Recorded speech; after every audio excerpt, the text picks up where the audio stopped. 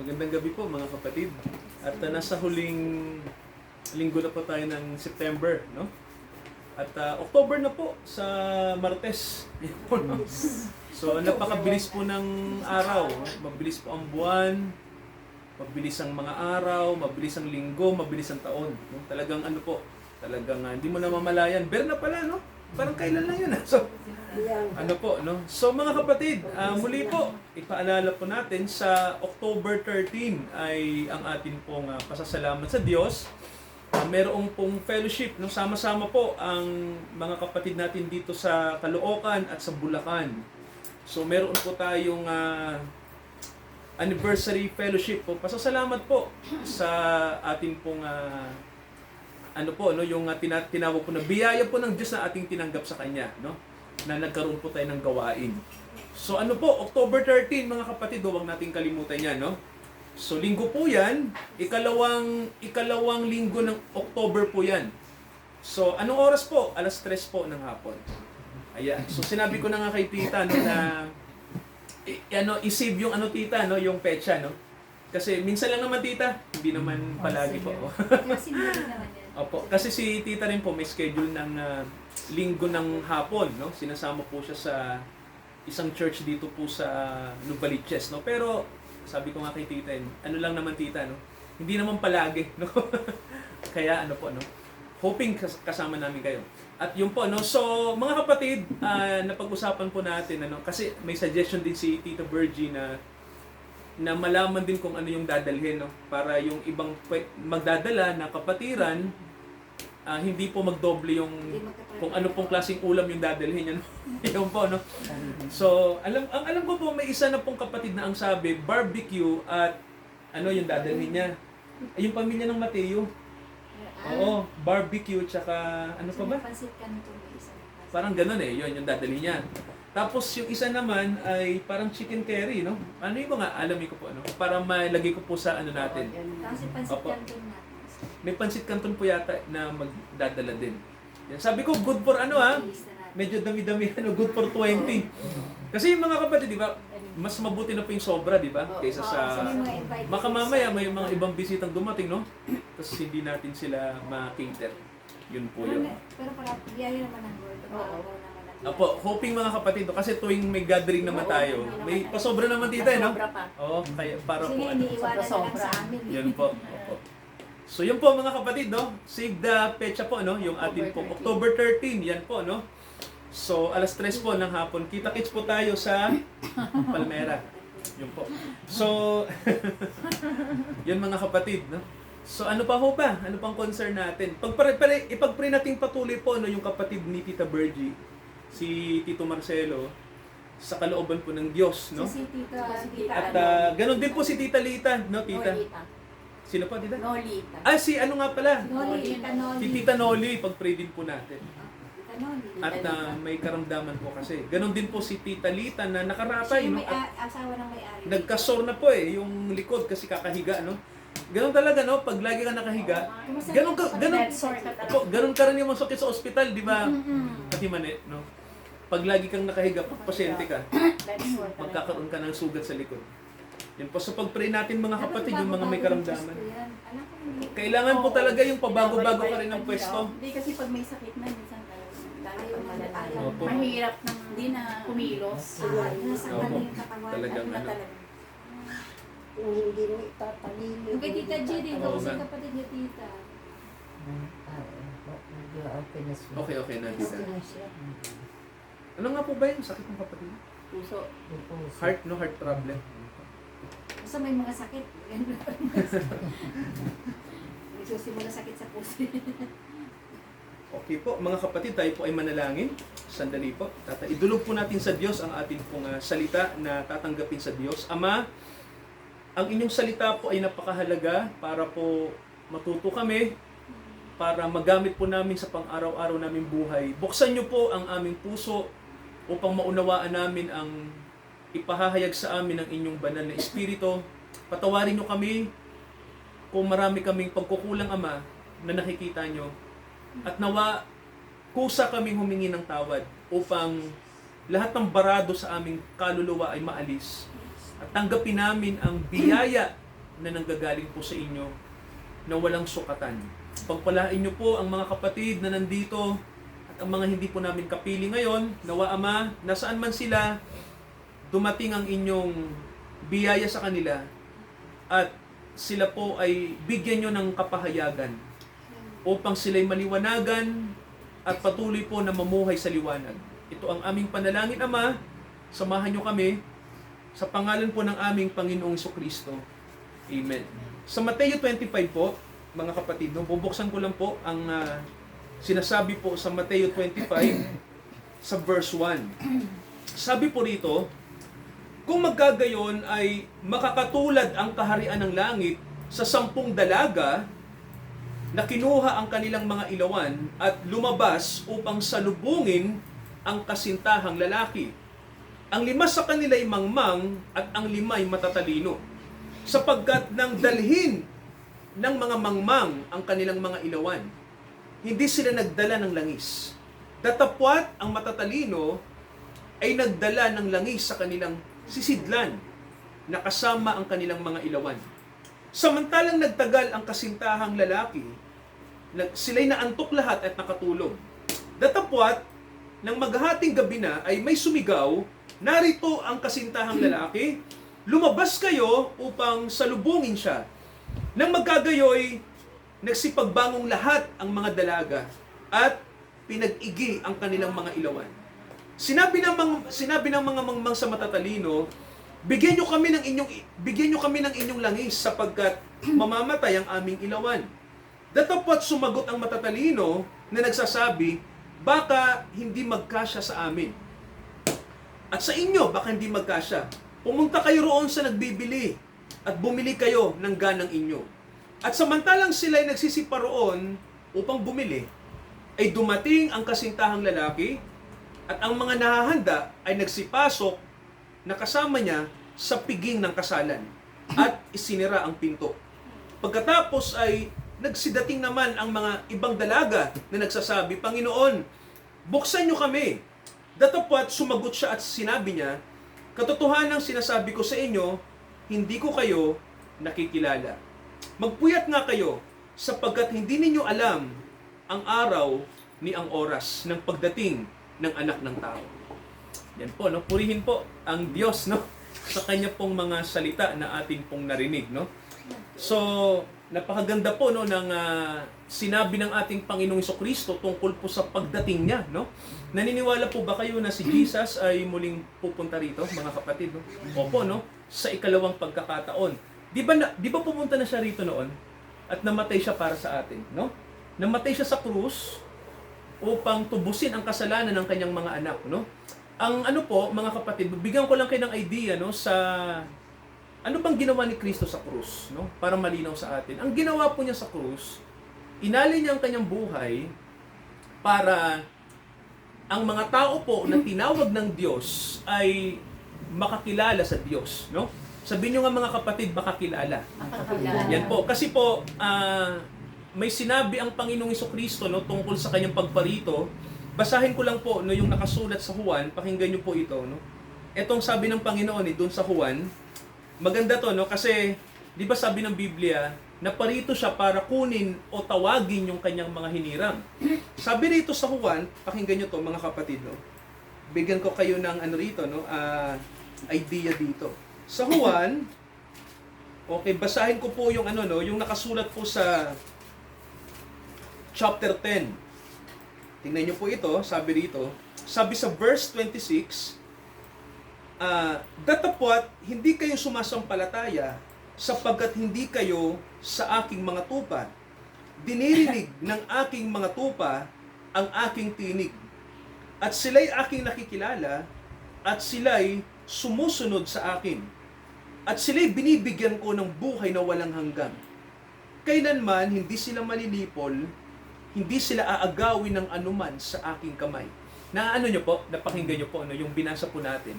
Na, di ba, ang sabi ng Panginoong Jesucristo, dinirinig ng aking mga tupa ang aking tinig. Ibig sabihin po pala, yung kamatayan ni Kristo, namatay siya para yung mga tupa niya ay matawag niya, no? Kasi mga kapatid, ang ibig sabihin kasi ng kamatayan ay, namatay para sa katubusan, no?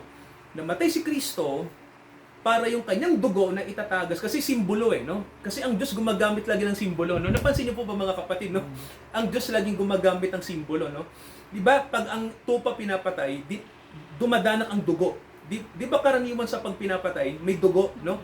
So sa Biblia, ang dugo ay simbolo ng buhay, no? Kaya mga kapatid ganito, kaya may dugo, di ba kahit nga sa ritual ng simbahan, di ba napapansin nyo pag tayo ay nagkukumunyon, di ba ang sinasabi natin sa alak, dugo, di ba? Di ba magandang tanungin, bakit ba ang dugo ay simbolo na ginagamit sa alak? Kapag tayo ay nagkukumunyon, no? Tinatawag ito ng ibang mga Katoliko, no, sa kanilang termino na misa, no? Bakit dugo iniinom natin? Kasi simbolo ang dugo ng buhay na ipinagkaloob sa atin ni Kristo. Amen ba mga kapatid, no? Ngayon, yung buhay na yon, ibinibigay niya, di ba kasi mga kapatid, ang buhay, ibinibigay mo sa mga anak mo. Di ba ganon? Di ba ganon ang nanay? Napansin niyo po ba, di ba? Ang magulang, di ba kayo may anak? Tama po ba? Ang buhay na nasa inyo, pinapasa nyo sa inyong anak. Di ba mga kapatid, di ba? Ganon eh. Di ba yung bata, yung dugo niya nanggaling sa kanyang nanay at tatay. Tama ho ba mga kapatid? Di ba ganon? No? Kaya po ang dugo, dahil sa dugo, nagkaroon ng buhay. Tama ho ba mga kapatid? Di ba? Dahil sa dugo ng magulang. Tama ho ba? Ganon din ang ginawa ng Diyos. Yung kanyang dugo, itinagas niya. Para ang mga anak ay lumabas, no? Mahayag sila. Ang produkto nun, ang mga Christian. Mga kapatid, no? Ang mga mananampalataya, no? Ang dugo ay simbolo ng buhay. Kaya, naalala ko, no, namatay si Kristo para yung buhay na nasa kanya, maihayag niya. Para may mga lumabas, no? Kaya, di ba, kapag mayroong tinatawag ang Diyos, ang tawag natin born again, di ba? Pinanganak na muli. Ibig sabihin, Ate Mane, pag ikaw ay tinawag ng Diyos at tumanggap tayo sa Panginoong Jesucristo, di ba ang tawag sa atin mga born again Christian? Kasi nga, pinanganak ka ng Diyos eh. Tama po ba? Yung dugo ng Diyos na inalay ni Kristo sa atin, binigay sa atin. Kaya tayo ay mga tao na normal, pero kapag tayo ay sumampalataya kay Kristo na ating tagapagligtas, ating Panginoon, tinatawag tayo mga bagong nilalang. Tama ko ba? Di ba? Mga bagong nilalang. Ibig sabihin, hindi porke ikaw ay lumang tao na pinanganak ka lang sa laman, tama ko ba? Pinanganak ka ng nanay at tatay mo, laman ka di ba? Laman at dugo ka At balang araw, mamamatay ka. Ganun mga kapatid, di ba? Kasi ang laman at dugo may katapusan. Tama ko ba? Ang ating pisikal ay babalik sa alabok, namamatay ang tao Ngayon, ang Diyos ipinakita niya na hindi ganyan hindi tutungo lahat ang tao sa kamatayan. Amen po ba? No? Pinakita ng Diyos na ang mga anak ng Diyos, hindi kamatayan ang destino natin. Mamamatay lang yung katawan dahil sa nagkasala tayo. Tama ho ba? Pero dahil ang Diyos ay mabuti sa atin, mga kapatid, di ba? Ipinakita niya na may buhay na walang hanggan. Na siya rin ang may bigay nun sa lahat ng kumikilala doon sa sinasabi nating pinadala niyang tagapagligtas. Kaya mga kapatid, no, balikan natin, babalik ba si Kristo? Tama, no? At yung pagbabalik na yun ay mahalaga. Kasi mga kapatid, kung bakit? Eto, no? Kung bakit mahalaga ang pagbabalik na yun? Kasi ganito, nang si Kristo ba namatay, ano ba yung kanyang itinubos sa atin? Ano bang bagay sa tao ang tinubos niya? Maganda malaman natin, no? Ano ba yung tinubos niya, mga kapatid, no? So, bigyan ko kayo ng talata sa Bible, no? Basahin ko po yung nakasulat sa Thessalonica. Ipakinggan nyo to, mga kapatid, at makikita nyo rin sa sa monitor. Okay, ito po, basahin ko po, no? Unang Thessalonica, chapter 5. So, ito po may mababasa tayo, no, tungkol sa pagkatao natin, verse 23. Ito nakasulat. Okay, tingnan natin to. Yan. Sabi rito nakalagay sa verse 23, in the very God of peace, ang Diyos ng kapayapaan ay pakalinisin kayo ng buo. At ako'y nananalangin sa Diyos, di ba sabi, and I pray God na ang inyong buong espiritu, na ang inyong kaluluwa, at ang inyong katawan ay panatilihing walang kapintasan. Tama po ba? Hanggang sa pagbabalik ng ating Panginoong Jesucristo. Yan, so, pansinin niyo mga kapatid, no? Ano ba yung elemento ng tao? Tayo ay may espiritu, tama po ba? Tayo ay may kaluluwa, at tayo ay may katawan. Nakita niyo po, no? Body, soul, spirit. So may tanong tayo, ano ba yung bagay na tinubos ni Kristo sa atin? Alam niyo po yung pangunahing gusto ng Panginoon na matubos sa atin, yung kaluluwa. Nasabi niyo nga po, soul. Yan mga kapatid ng kaluluwa, no? Kasi po may nakalagay sa Bible, sa unang Pedro, ang sabi doon na ang layunin ng pananampalataya ay maligtas ang kaluluwa ng tao. Amen po ba?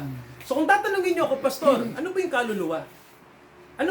Kapag tayo ba ay na-born again, ano bang particular ang na-born again sa atin? Well, mga kapatid, unahin ko po yung hindi na-born again muna, no? So far, sa pangkasalukuyan. Pag tumanggap ang isang tao kay Jesus, alam niyo po yung unang na-born again, nakakalito eh.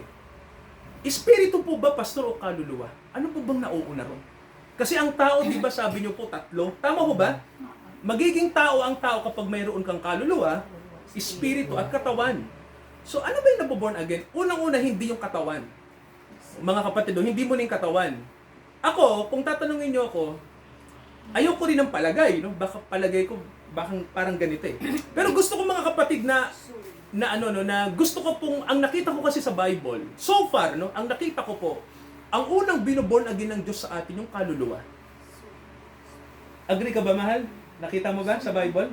Ako, kayo po, di ba yung kaluluwa? Pastor, ano ba yung kaluluwa? Yung kaluluwa, mga kapatid, kung tatanungin niyo ako, isa sa mga bagay na masasabi kong ang tao ay conscious, ikaw ay may kamalayan, halimbawa po, bahagi ng ating isipan, bahagi yun ng ating kaluluwa. Pero hindi yun ang kabuuhan. Nakikinig ba mga kapatid, no? So, ang tao kapag nag-iisip, ibig sabihin may kaluluwa siya. Tama po ba? Di ba, no? Ngayon, eto pa ang kaluluwa. Ang kaluluwa is composed of, ikaw ay may isipan, mga kapatid, nakakapag-isipan tao, ikaw ay may emosyon, tama po ba? Ikaw ay may damdamin, tama po ba? Bahagi po ng kaluluwa yan eh. Ikaw ay may karakter, no? Ngayon ganito, mga kapatid, no? Yung kaluluwa natin, tinatawag yan na kalikasan. Sabihin nyo nga po, kalikasan. Ayan, so kasi sa Bible po, may mababasa kasi tayo doon na kapag ang kaluluwa ay nagkakasala, ay mamamatay. No, may mababasa po tayo. Kaya po may sinasabi sa Bible na ang kaluluwa ay namamatay. Pero di ba ang kaluluwa hindi natin nakikita? Tama ho ba? Di ba tita? Pero alam nating may kaluluwa, tama ho ba? Kasi nakakapag-isip tayo, tama ho ba? Mayroon tayong kamalayan, tama ho ba? O nga pala, no, kasama sa kaluluwa ng tao ang kamalayan. Mga kapatid, no? Ngayon ganito, pag na-born again ng tao, may nababago ba sa kaluluwa? Meron po ba mga kapatid? Di ba kasi, tama tita, kasi may nakalagay kasi sa Bible na kapag binago tayo, nagigit tayong bagong nilalang. Ngayon, eto, may babasahin tayo sa Epeso. Tingnan nga natin mga kapatid yung Epeso. Okay, may titingnan tayo sa Epeso. Okay, eto po, Epeso. Okay, basahin natin yung chapter 3. Chapter 4. Okay. Verse 21. Okay, basahin ko lang mga kapatid, ano? Okay. Sundan natin yung monitor mga kapatid, maganda to. Sabi dito ni Pablo, kung kayo ay nakarinig na, sabi niya rito, at kayo'y tinuruan ng katotohanan na kay Kristo Jesus. Nabasa niyo po, ano, yung 21. And then ang sabi rito nakalagay, okay, sabi rito, that you put off concerning the former conversation, the old man. So sabi po sa 22, kung tatagalugin ko po, sundan nyo lang mga kapatid, no? Inyong iniwan tungkol sa paraan ng inyong pamumuhay na nakaraan ang dating pagkatao. Nakita nyo mga kapatid, no?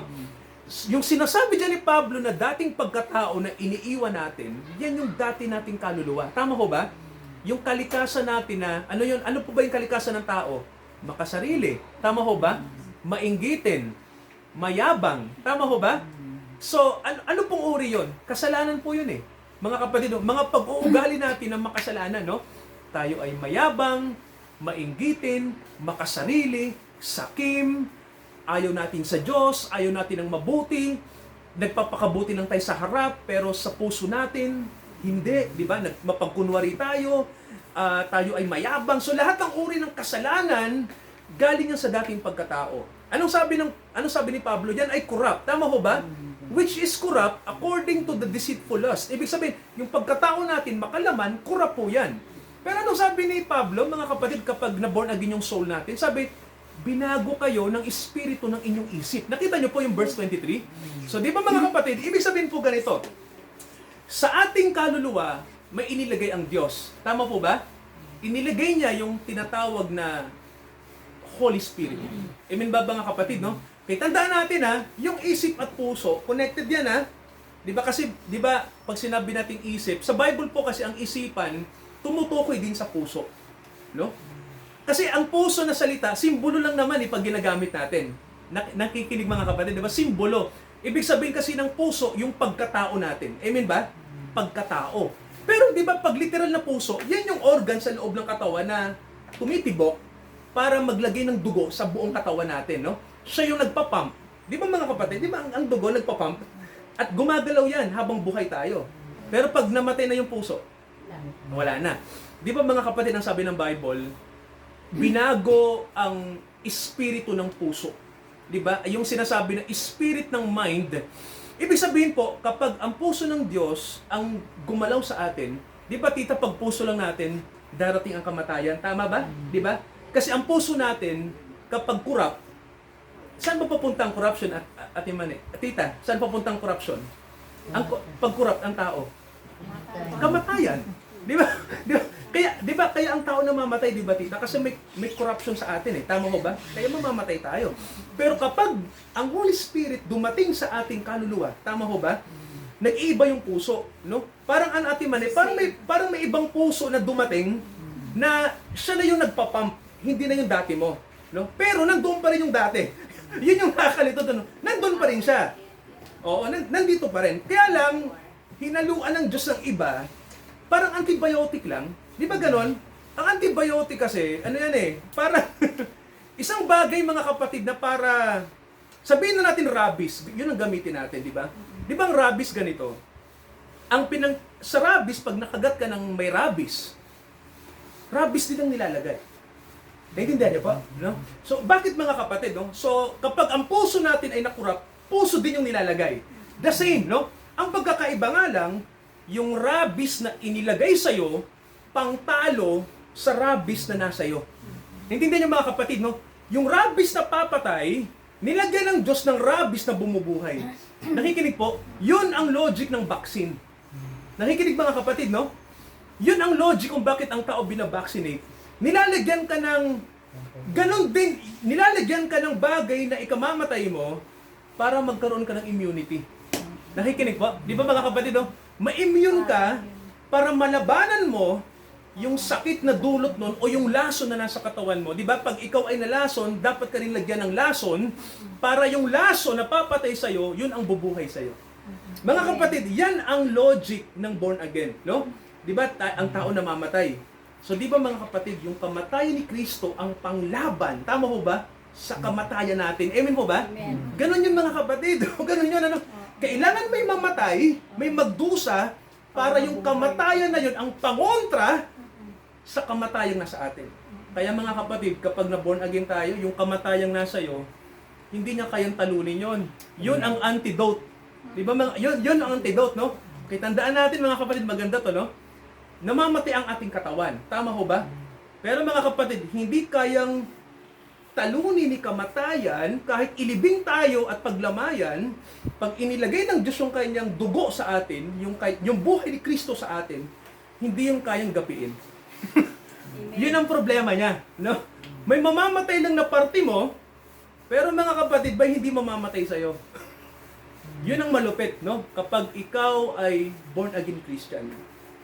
Amen ba? Amen. Kaya mga kapatid, no, di ba pinag-aralan natin na sabi ng Bible dyan, no, hinubad nyo na yung dating pagkatao nyo. Di ba? Tanong, bakit kaya sinasabi ni Pablo na hinubad nyo na? Kasi mga kapatid, may panahon kasi, di ba, sa buhay natin na yung pagkatao kasi natin na dati, nakikipaglaban. Saan po? Saan nakikipaglaban yung lumang pagkatao? Sa bagong pagkatao, no? Kaya mga nagka-clash.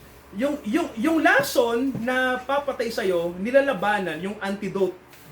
Kaya mga kapatid, mapapansin nyo sa buhay ng Kristiyano ay may labanan. Amen po ba? Kaya pansinin nyo po kung sa buhay natin, minsan okay tayo, minsan hindi. Tama ho ba?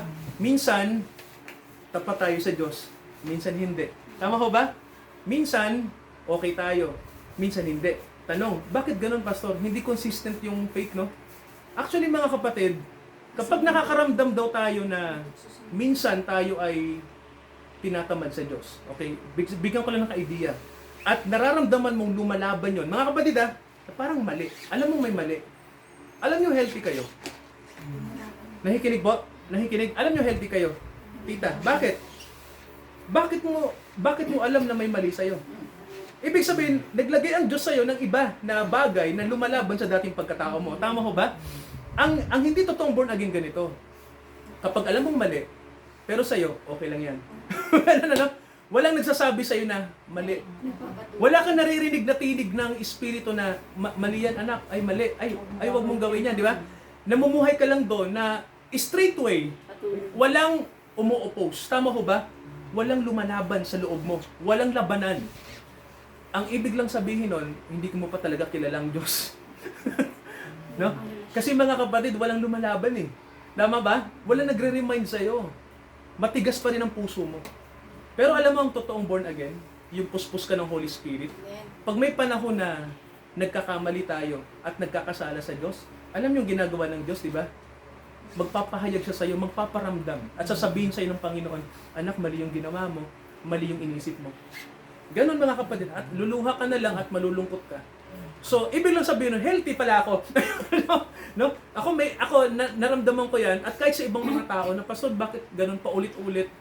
Gusto kong maging tapat sa Diyos pero may ibang lumalaban, pero pinipilit ko talaga, ayoko talagang bumitaw sa Diyos. Healthy ka kapatid, salamat. Healthy ka, no? Malusog ka. Huwag kang sumuko. Ipagpatuloy mo lang maglingkod sa Diyos. Healthy siya. Yun, ano? Anong sabi tita uli? Ano ang hindi healthy? Ano pa yung hindi healthy? Tama, no? Tama. Di ba pag ikaw ay gusto mong sumunod sa mabuti, ano yung lalaban po pag gusto mong sumunod sa mabuti? Yung mali. Di ba mga kapatid, no? Kaya mapapansin nyo po, pag Kristiyano tayo mga kapatid, no? Maraming struggle. Tama ho ba? Marami ang problemang dumarating. Di ba tita? Alam niyo kung bakit? Kasi gusto mong makasunod sa mabuti. Ganun lang naman yan eh. Nagkakaroon ka lang ng nararamdaman mo lang naman ang gera sa loob kapag may gusto kang gawing mabuti. Pero alam nyo, pag hindi ka naman sa Diyos, wala kang pakialam sa Diyos, wala kang pakialam sa pananampalataya, walang struggle. Napansin nyo, di ba? Parang ang tao ay okay lang. Alam niyo kung bakit? Simple lang. Wala namang lumalaban sa kanila eh. Para gawin ang tama. Mga kapatid, no? Kung ano lang yung tingin nilang mabuti o masama, gagawin nila. Wala pong ano ron. Walang Diyos na sumasama sa kanila. Yun ang pagkakaiba natin sa pangkaraniwan, mga kapatid, no?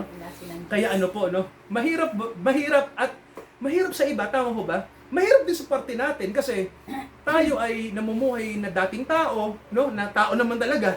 Pero kapag tinawag ka ng Diyos sa kanyang biyaya, nag-iiba, di ba? Nagkakaroon ka ng struggle ngayon. Well, huwag kayong mag-alala mga kapatid, no? Kasi normal yun eh. Parang ganito tita, no? Walang pinagkaiba sa ganito eh. Di ba ikaw, halimbawa, sanay ka sa halimbawa, di ba? Sanay ka sa isang bagay. Tama ho ba? Pag dinala ka ng Diyos sa bagong bagay, nangangapa po ba tayo? Nangangapa? Di ba nangangapa tayo pag bago ang isang bagay? Ganon din mga kapatid pag nasa Panginoon tayo, no? Pag nasa bagong tayo ng Diyos, bagong realm, no? Bagong dimension, no? Pag nasa bagong buhay tayo, makikita mo na yung dati mong ginagawa, parang ginagawa mo doon na hindi na appropriate, tama ho ba? Hindi na siya angkop. Di ba tita ikaw, halimbawa po, simple lang, kunyari tita, nakatira tayo sa masang lugar, di ba? Tapos lumipat ka sa palasyo. Sa palagay niyo po ba, yung kultura po ba sa palasyo, kultura pa rin natin dito sa Caloocan? Pag tayo, halimbawa, napunta tayo sa isang palasyo, di ba iba na? Di ba tita, tuturuan ka ng ano ron? Ano yung tamang lakad? Tama ho ba? Ano yung tamang pakikitungo sa kapwa? Ano yung tamang etiketa sa mesa? Nakita mo, di ba, nagkakaroon ng iba. Dinala ka ng Diyos sa iba. Kaya mga kapatid, nag-a-adjust ka tuloy. Tama ho ba? Ang dami mong struggle, parang hindi mo kayang gawin. Tama ho ba? Ay, ayoko na ang hirap nito, parang nilagay ka sa bago. Kaya mga kapatid, maraming Kristiyano, nahihirapan sila sa bago. Nahihirapan silang tumagal. Nakikinig po ba? Kasi mga kapatid, pag nasa Diyos kasi tayo, ibang bagay yon. Tama ko ba? Nandyan na yung kanyang pagtuturo, nandyan yung kanyang pagpapahayag. Maninibago ka. Kasi sanay ka sa isang bagay na buhay mo. Pag inilagay ka ng Diyos sa ibang bagay, naiiba na. Eh mga kapatid, tanong lang, kailangan natin magtiyaga kasi. Tama ko ba? Oo. Hindi tayo pwedeng bumitaw dahil lang naninibago tayo pag nasa Diyos. Mga kapatid, gusto nga ng Panginoon, di ba tita, anong sabi diyan? Basahin natin. Basahin natin yung verse 21. 22 pala. Anong sabi po diyan? That ye put off, di ba mga kapatid, sabi rito, inyong iwan tungkol sa paraan ng inyong pamumuhay na nakaraan ang dating pagkatao. Di ba? Hanggang ngayon mga kapatid, mapapansin niyo po dyan na hinahamon pa rin ni Pablo, di ba, na iwan nyo na yung dating yung nakasanayan. Tama ho ba? Sabi ni Pablo dyan, iwan nyo na kasi yan, kurap yan. Dadalhin lang kayo yan sa kamatayan. Pero nung sabi ni Pablo, mabago kayo ng espiritu ng inyong isipan. Yung sinasabi dyan ni Pablo na isipan, hindi isip natin yan, no? Kanino pong isip yan? Anong isip yung ibinigay ng Panginoon sa atin? Bagong puso, tita, di ba? Bagong pagkatao. Kaya sa gabing ito, binasa ko lang po yung 25 kanina ng Mateo kasi ang sabi ng Bible, maraming hindi nakapasok sa kaharian ng Diyos kasi walang langis. Amen ba? Walang langis. Di ba ang simbolo ng langis? Di ba tita, naalala ko yung isang kapatid, di ba, nagalit, di ba? Ay, hindi pala, sorry po. Langis ipamimigay, di ba? Alam niyo ang langis kasi, ang langis kasi simbolo ng Holy Spirit. Amen ba? Simbolo yun ng Holy Spirit. Hindi siya literal. Okay mga kapatid? Hindi siya literal na langis. Bagamat tayo po sa church, gumagamit tayo ng simbolo ng langis. Tama po ba? Pinampapahid natin sa ulo, ganon-ganon. Pero totoo nun mga kapatid, ang langis po ay hindi siya literal sa Bible na langis lang. Simbolo po yun ng Holy Spirit. Simbolo. Kaya huwag sanang huwag tayong maging literal lang, no? Ang langis, pag sabi, puno ka ng langis, ang ibig na sabihin ng puno ka ng Holy Spirit. Puno ka ng unawa ng Diyos. Yun po, yun. Hindi literal yun. Ikaw, pag nasa church ka, kahit puno ka pa ng langis na literal, hindi ka maliligtas nun. Mga kapatid, di ba? Ang gusto ng Bible, mapuno tayo ng kaalaman ng Diyos. Amen po ba? Kaalaman ng Diyos. Hindi po ritual ang pinag-uusapan. Di ba? Mapuno tayo ng kaalaman ng Diyos para maisabuhay natin yung pananampalatayang kaloob niya. Kasi ganito dito, pag kulang ang unawa natin, tama ho ba? Yun lang ibig sabihin noon, pag kulang tayo sa Holy Spirit, yung ilaw natin aandap-andap. Ibig sabihin mo, pag kulang yung ating kaalaman, pag pinapairal pa rin natin yung makatao nating isip at hindi ang ginawa ng Diyos sa atin, mamamatay tayo. Parang langis lang po, di ba? Pag wala yung langis sa gasera natin, di ba mga kapatid, pag walang gaas, tita, mamamatay ang tao. Ang bumubuhay lang sa atin ay ang Espiritu ng Diyos. Kaya mga kapatid, saan tayo kukonekta para mabuhay tayo? Tama, no? Sa Espiritu ng Diyos. Kaya mga kapatid, sa gabing ito, nawa manatili yung ilawan. Tama ho ba? Kasi po, para po sa inyo yun eh. Actually, di ba pag may ilawan, nakikita mo yung dadaanan mo, tama ba? Tandaan yung mga kapatid ang mundo madilim. Tama ho ba? Dahil sa kasalanan. Maraming ang ilawan sa bahay natin. Pero yung puso ng tao, madilim yan. Tama ho ba? Ang tanging ilawan na pwedeng magbago sa tao, yung ilawan na inilagay ng Diyos sa atin. Kailangan nating sindihan yan. Kasi tita, pag hindi natin sisindihan yan, anong mangyayari? Sino pa ang aasahan ng mga mahal mo sa buhay? Tita, halimbawa, may mga anak tayo, kunyari, di ba, kamag-anak na nadidimlan, tita, hindi alam ang gagawin, nabubuhay sa makasariling paraan, di ba? Tapos ang Diyos sa kanila parang ritual lang, nakasanayan lang. Eh ikaw, pag nalaman mo yung kalooban ng Diyos, yung kanyang salita, di ba? May maipapayo ka. Sasabihin mo, alam mo anak, may pinag-aralan kami ni pastor sabi sa Bible, kailangan matuto tayong makinig ng payo. Sumunod tayo sa salita ng Diyos. Kasi yan lang ang paraan para i-bless tayo. Di ba tita? Para pagpalain ang buhay natin. So siya mag-iisip siya ngayon, yung payo niya, maganda. Parang gano'n, di ba? So, kasi mga kapatid, pinapairal mo yung pagiging ilawan mo. Tama ko ba? Ikaw ang influencer. Huwag kang magpa-influensya sa mundo o sa kanino man. Kapag nasa dilim ang paligid mo, ikaw ang may ilawan. Tama ko ba mga kapatid? No? Ikaw ang ilawan, ikaw ang may liwanag sa yung manggagaling yung kailangan nilang marinig. Kaya sa araw na to mga kapatid, yung ilaw manatili. Amen po ba? Amen. At Diyos po ang bahala sa atin, no? Amen. Gawin natin yung iniutos ng Diyos sa atin. Amen ba mga kapatid, no? Di ba sabi niya na punuin natin ng langis yung ating ilawan. Ano po yung langis? Mga Holy bagay, Spirit. tama, mga bagay ng Holy Spirit, no? Yung kanyang mga salita, ibigay niya lagi sa atin. So, manalangin tayo. Let us pray mga kapatid. Mag-pray tayo. Ama, salamat dahil marami kaming pakikibaka sa buhay. Marami kaming mga praktikal na kailangan, mga praktikal na issue sa buhay na to. Di namin alam kung ano ang dapat namin gawin. Pero Ama, naniniwala kami na ipapaisip nyo sa amin ang dapat namin gawin. Ano yung dapat naming desisyon na gawin? Ano yung dapat naming gawin dahil kasama namin ang inyong Holy Spirit na gumagabay sa amin para matuto kami, para lagi kaming puno ng kaalaman, para hindi mamatay ang liwanag na nasa amin upang kami po ay makasunod sa inyong salita. Ama, patawarin nyo kami kung marami kaming bagay, Ama, na ginagawa sa mundong ito, pero baka nakakalimutan na namin na punuin ng kaalaman ang aming buhay. Kaya Ama, mula po sa inyong kahabagan, nawa po, mapuno kami ng kaalaman. Magsikap kami. Gawin namin ang nararapat. Dahil Ama, ibinigay nyo na ang liwanag. Ang kailangan ay panatilihin ito ng langis. Kaya nawa Ama, open ang puso namin para kami po ay magsikap na mag-aral, matuto, magsaliksik, manalangin, at ang aming mga sarili, Ama, ay aming i-cultivate. Sikapin namin, Ama, na magampanan ang inyong pagtawag sa amin. Patawarin nyo kami sa aming mga pagkukulang. Samahan nyo kami sa gabing ito. Nawa po, magliwanag lagi ang inyong ilawan sa aming mga kaluluwa. Sa pangalan ni Jesus, lahat po tayo magsabi ng Amen. Amen. God bless, mga kapatid. At purihin ng Diyos. Sa ating pong pagkakaloob, mga kapatid, sa Panginoon, ay let us sing po, awitin natin ang Seek ye first the kingdom of God. Habang binibigay natin sa Panginoon, mga kapatid, na yung mga biyaya po na tinanggap natin mula sa Kanya.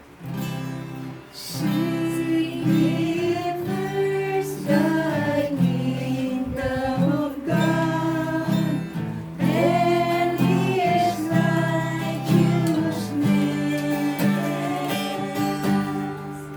and all these things shall be added unto you.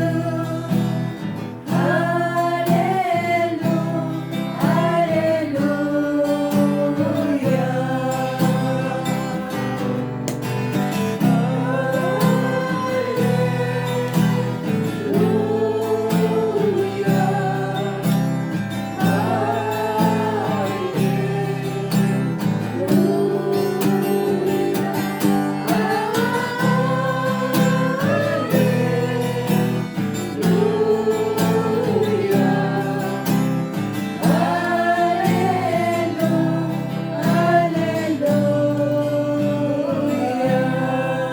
Tayo po'y tumayo, mga kapatid. Tayo po'y manalangin, tayo po'y yumuko sa harapan ng Diyos. Ama, hayaan po na hindi ang aming isipan ang maghari sa sandaling ito, kundi ang isipan ng banal na Espiritu. Yes, Lord. Alisin niyo po yung pagkatao namin na mali. At sikapin naming alisin na ito at yung bagong pagkatao na dadalhin kami sa mabuti ang mailagay sa pusong ito. Upang masunod namin, Ama, ang inyong salita. Pagpalain niyo mga kapatid, Ama, Tita Virgie, si Tita Virgie po, i-bless niyo. At Mane, si Tita, na nandito kasama din po namin. Ganon din po yung ang batang nandito din, Ama, i-bless niyo po. Kaming lahat na nandito, kasama ang asawa ko at ang kanyang mga panalangin. Dinadala din namin, Ama, yung kapatid ng aking asawa. Na sa pangalan ni Jesus, na siya'y mag-undergo ng isang exam, board exam, nawa po, ang kalooban niyo po ang mangyari sa buhay sa kapatid ng asawa ko. At paboran niyo siya, Ama, at kahabagan. Naniniwala kami, Ama, na you will make a way para po mangyari ang kanyang dinidesire. Yes. Ama, panalangin din namin ang mga kapatid namin na hindi namin kapili ngayon, nawa po, ang liwanag niyo po ay dumating sa kanila, dumating ang inyong revelasyon, at nawa Ama ay wag po kaming humindi sa inyong mga biyaya na laan sa amin. Dahil Ama, nakahanda na ito sa inyong mga anak. Ngayon pa lang ay angkinin na namin ang inyong mga biyaya. Pagpalain niyo po, ganun din, ang aming pagpapasalamat, ang anniversary po ng inyong sangbahayan Lord. sa Northridge at dito po sa Caloocan, Ama. Nasama-sama po kami sa October 13. Pagpalain niyo po ang aming fellowship, pagpalain niyo po ang gawaing yon. Na kayo, Ama, ang maging sentro ng aming pagsasama-sama. Pagpalain niyo po ang lahat ng pupunta doon na hindi kami maghiwa-hiwalay doon na hindi nyo kami pinagpapala sa lahat ng aspeto. Ama, pagpalain niyo po ang buong pagkatao namin, ang aming kaluluwa, katawan at espiritu, sapagkat lahat ng ito ay babaguhin nyo. Yes, Lord. Ang aming kaluluwa, ang aming espiritu at ang aming katawan. Salamat po sa araw na to. Punuin nyo kami ng kaalaman ng Espiritu Santo. Sa Diyos na sa atin ay nagmamahal, tinawag tayo ng Diyos sa kanyang biyaya upang makilala natin ang kanyang anak na ipinadala para sa ating kaligtasan. Angkinin natin ang biyayang ito at magsisi tayo sa lahat ng kasalanan. Sundin natin ang kanyang salita para sa ikaliligaya ng ating kaluluwa na nagmamahal sa atin ang Diyos na banal. Samahan niya tayo ngayon hanggang sa pagbabalik muli ng ating Panginoong Hesukristo. Amen, amen, at amen. Amen. Amen. Amen.